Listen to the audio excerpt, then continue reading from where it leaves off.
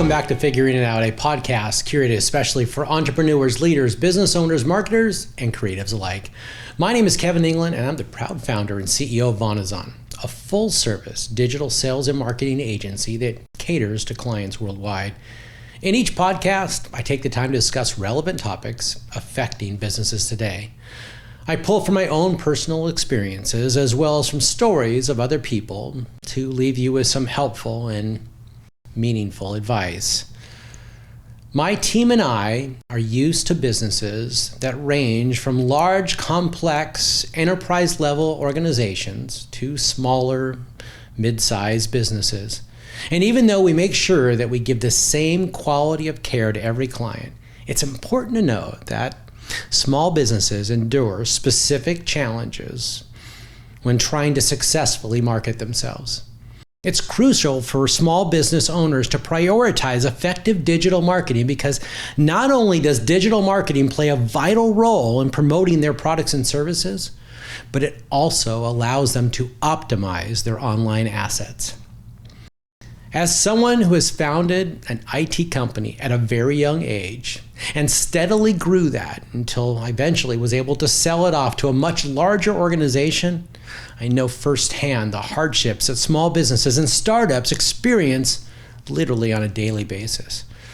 So in today's episode, I'm going to be diving into the basics of small business marketing and how you can improve your overall operation. So this is definitely something that I think that we can both figure out together.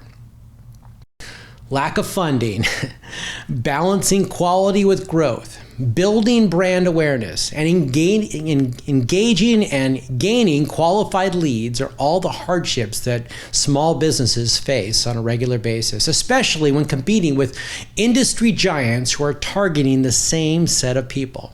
However, there are so many different ways you can scale your marketing effort. So let's start in and try to explore some of these different ways to expand your marketing capabilities. And number one, top of mind, is to find your audience.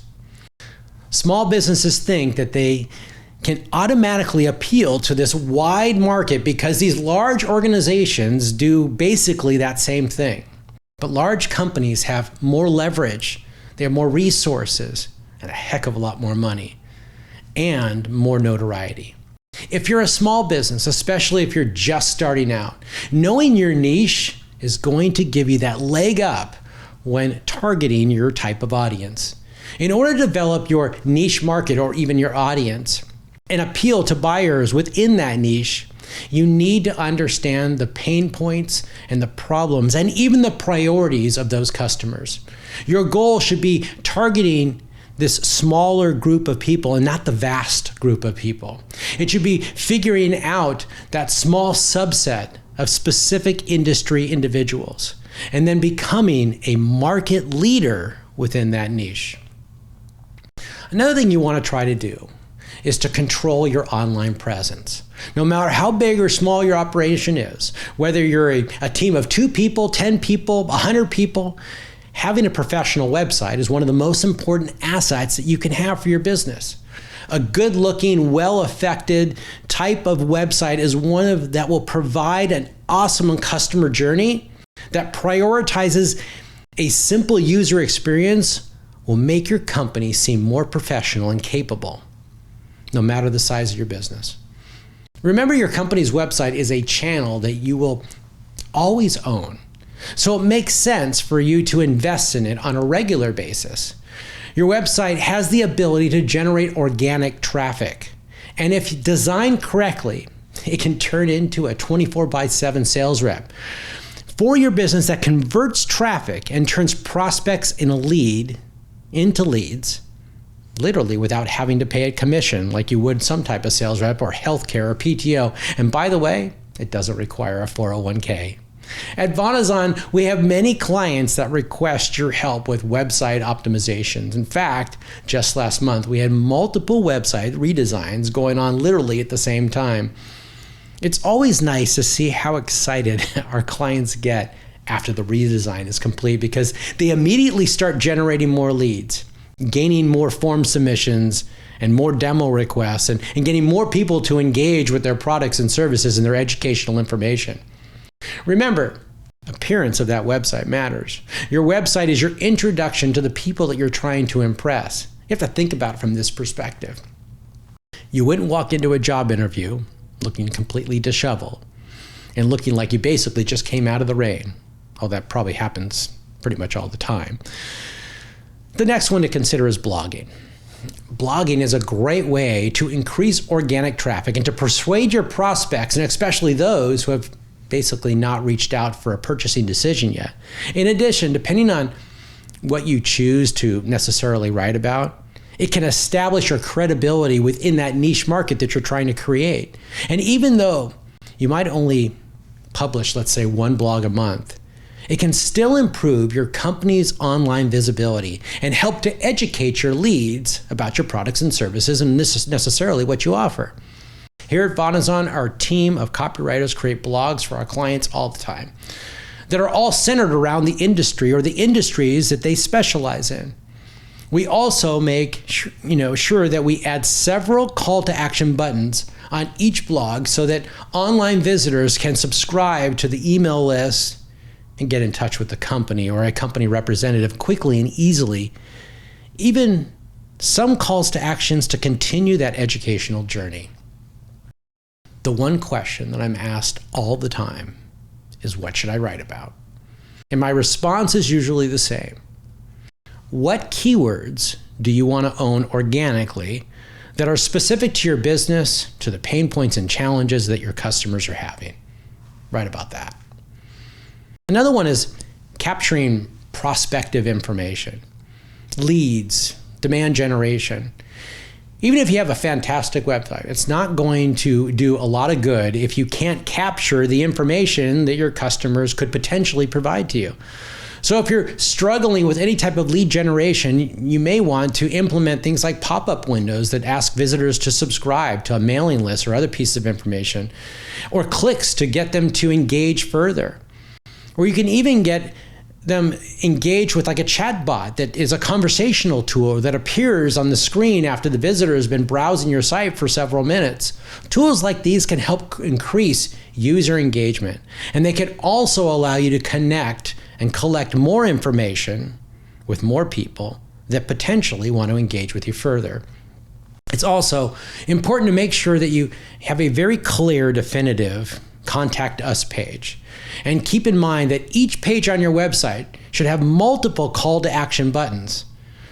I mean, and the way you have to look at it is no one really wants to, as they're scrolling down to the bottom of that page, they don't want to all of a sudden go back to the top to click on a button to get them to the contact us page.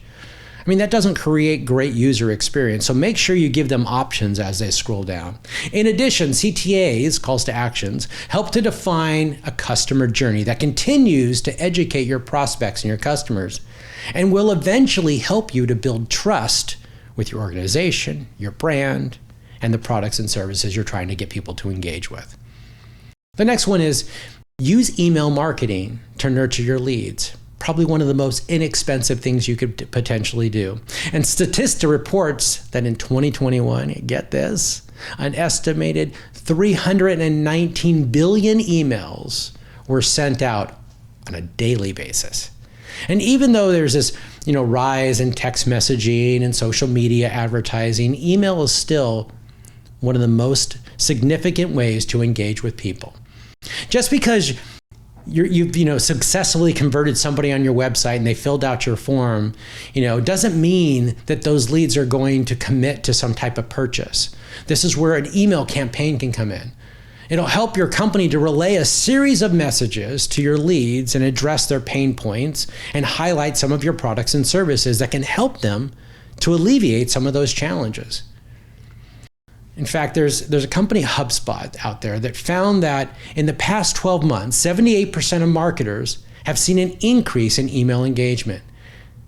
And that, in my opinion, makes sense because emails are a great way to segment your leads by demographic information, such as age, location, occupation, titles and industries, and even part of that whole niche market that you're trying to create.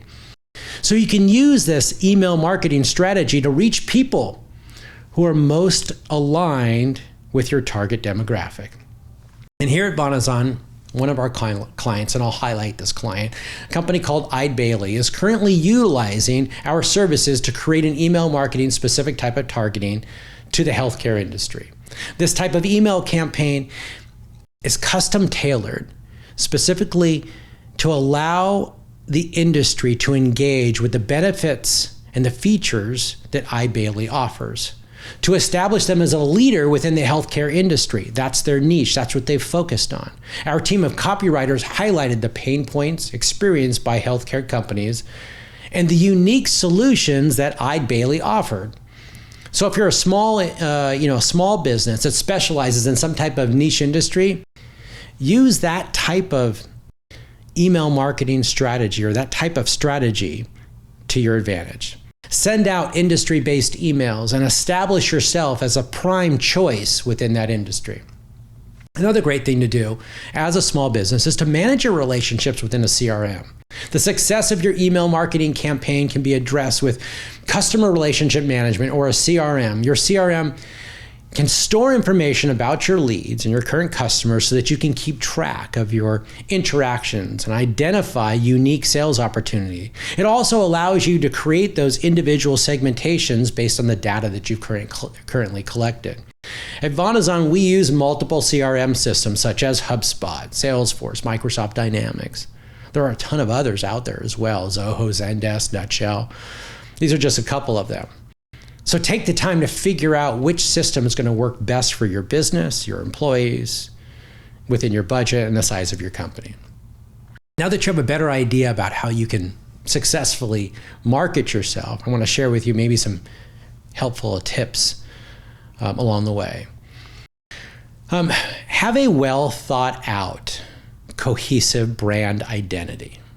When you look at companies and corporations like Coca-Cola or Apple, they have this logo that's simple, it's definitive, and it's identifiable to everyone. Even if your business is a small operation, the more consistent you are with your logo, your color palettes across all of your different assets, the more professional that you're going to come across. And if you haven't done so already, consider like some type of color scheme, as you're developing out your logo. Or consider how your download, your assets from your website all look the same. They're all branded, they're all on the same page. If you don't do that, you'll find that there's going to be a disconnect between your brand and the image that you're trying to create. If you don't have a large enough team, you might want to look at it from this perspective. And here's a good way to look at it. That kind of brings me to the next step. There's other ways to get these things created. And I'm not doing this as a pitch, but consult some type of marketing agency or a freelancer for help. If you don't have a large team, that's okay. What we'll do is it'll prolong the time that necessarily it might take to complete certain types of projects and ultimately maybe even putting you behind the curve. So if you're interested in creating these beautiful, developed out website that captures the attention of your audience or these compelling logos or assets that are cohesively branded, you might want to consider a marketing agency or a freelancer for help. And the good things about freelancers is that they will provide you support on minor projects and give you this quick turnaround time. But if you're looking for something that's much larger to that, that's when you have to engage with an agency that can help you to define the overarching view of your business, your sales, and your marketing goals and objectives that you're trying to accomplish. The next one is and this is kind of a quick one also, boost your Google ranking with organic search. And organic search is cheap because you're not having to necessarily pay for a click. The length of your content, the quality of your content, how frequently you post your content, and how fast your page loads, all determine whether or not you're a prime candidate or get a prime spot within Google search engine results page. Every page on your website should be interlaced with appropriate high-ranking keywords. And your blog post should also utilize SEO type of keywords within the copy associated to it. And if you don't want to have someone, on your team who can conduct some type of SEO research, or if you don't have somebody that can help you to develop that out on every one of your pages to optimize them, then that might be that good idea to reach back out to a freelancer or an agency for that type of support. You can have a beautiful, wonderful, developed out website, but if it doesn't have the solid SEO strategy around it, then you're missing so much of the lead generation that you could necessarily create from that type of built out organic search strategy. So today, I've shared with you some helpful advice on how your small business can stand out. Obviously, growing your small business doesn't necessarily happen overnight, but any digital marketing advancements that you make will have some type of noticeable impact in the growth of your business, the leads that you generate, and literally your overall notoriety. And I'd like to leave you with this very popular quote.